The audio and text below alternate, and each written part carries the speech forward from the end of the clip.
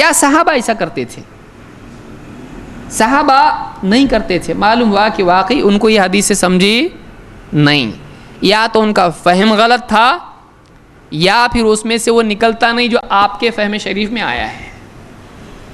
بہت ساری چیزیں, فاتحہ دلیل ہے اس کے لیے. اللہ کے نبی صلی اللہ علیہ وسلم سفر میں تھے, کھانے کے لیے کچھ نہیں تھا.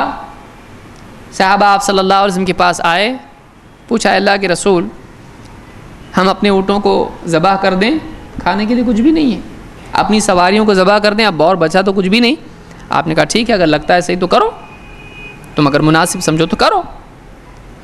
تمہارا آئے کہا اللہ کے رسول آپ اجازت اگر اس چیز کی دے دیں گے, مسلمان اپنی سواریوں کو ذبح کر دیں گے, ہم جائیں گے کیسے؟ سفر میں سواریاں کم پڑ جائیں گی, مصیبت ہو جائے گی.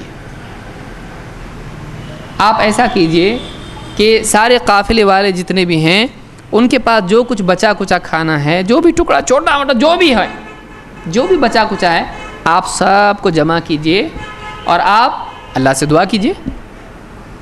آپ نے کہا ٹھیک ہے ایسا کرو.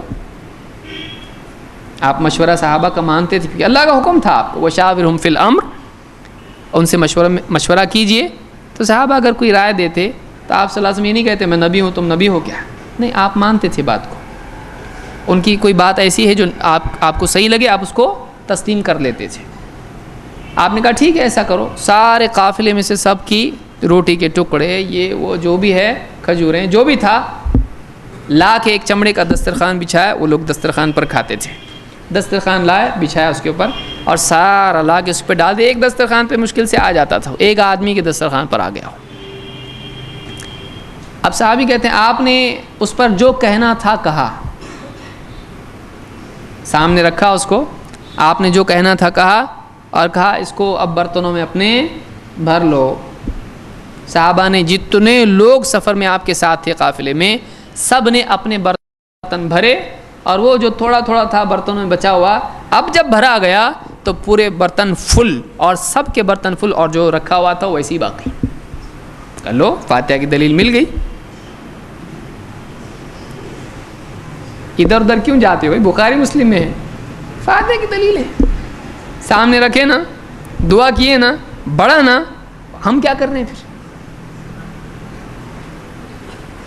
اب آپ بتائیے کیا کریں گے آپ؟ آدمی کو ہارٹ اٹیک آ جائے گا. ہاں نا, ثابت ہوگا فاتحہ. جو زندگی بھر فاتحہ کا مخالف ہو تو پریشان ہو جائے گا, بھائی یہ واقعی فاتحہ ادھر کیسا کیا آ گیا, فاتحہ بخاری میں کیسے نکالا ہے, کیا اس میں فاتحہ نکلتا ہے؟ واقعی اگر وہ چیز فاتحہ تھی تو صحابی بتاتے فاتحہ پڑھے, سورہ فاتحہ پڑھے, 4 قل پڑھے, درود پڑھے, آگے پیچھے 11 اور جو بھی پڑھنا تھا پڑھے. بتایا کیا پڑھے؟ کیا اللہ کے نبی صلی اللہ علیہ وسلم نے جہراً اس کو پڑھا؟ نہیں, آپ نے سرن پڑھا, آپ نے اللہ سے دعا کی اور آپ نے بتایا نہیں آپ کیا. واقعی اگر وہ عمل امت کے لیے ہوتا تو کیا آپ چھپاتے؟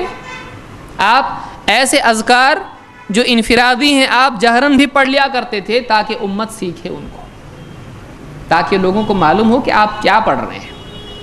ایک ایک آیت کبھی کبھی نماز میں زور سے پڑھ لیا کرتے تھے تاکہ لوگوں کو معلوم ہو جائے میں کون سی صورت پڑھ رہا ہوں, تاکہ اس نماز میں یہ صورت پڑھی جاتی ہے, لوگوں کو معلوم پڑے. بہت سارے اذکار جو سرن کیے جاتے ہیں آپ کبھی جہراً بھی کر لیتے تھے تاکہ معلوم ہو کہ یہ ایسا یہ پڑھنا ہے. اتنی بڑی چیز, مرگ مردود نہ فاتحہ نہ درود, اتنی امپورٹنٹ چیز کہ جس کے بغیر, جس کو چھوڑ کر آدمی مردود ہو جائے, اللہ کے رسول صلی اللہ علیہ وسلم صحابہ سے چھپا لیں گے. اگر وہ آپ کے ساتھ خاص نہیں ہوتا تو آپ عام کرتے. جب نبی نے عام نہیں کیا تو معلوم ہوا عام ہے نہیں, خاص ہے.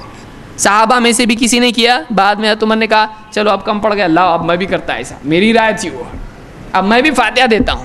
ایک پرچہ میرے ہاتھ میں آیا ایک وقت پہلے, کہا کہ دیکھیے اس حدیث سے فاتحہ کی دلیل ملتی ہے. کیسے؟ کہا اللہ کے رسول صلی اللہ علیہ وسلم نے پڑھا اور بہت لمبا نہیں پڑھا. اب یہ کہاں سے ہے معلوم نہیں, یہ بھی پوچھنے کی چیزیں ملے نہیں. وہ تو بہت تھوڑا پڑھا, تو کوئی چھوٹی چیز ہوگی اور کوئی اہم ہی چیز ہوگی, کوئی بہت بڑی چیز ہوگی. اور جب ہم غور کرتے ہیں تو قرآن سب سے بڑی چیز ہے, اور قرآن میں سب سے اہم چیز کیا ہے؟ سورۃ فاتحہ تو فاتحہ ہی پڑھا ہوگا. آپ دیکھیے فاتحہ ہی پڑھا ہوگا یہ دلیل ہے. یعنی آدمی کہے صحیح میں میرا دل بولتا ہے فاتحہ ہے تو یہ دلیل ہو جاتا ہے.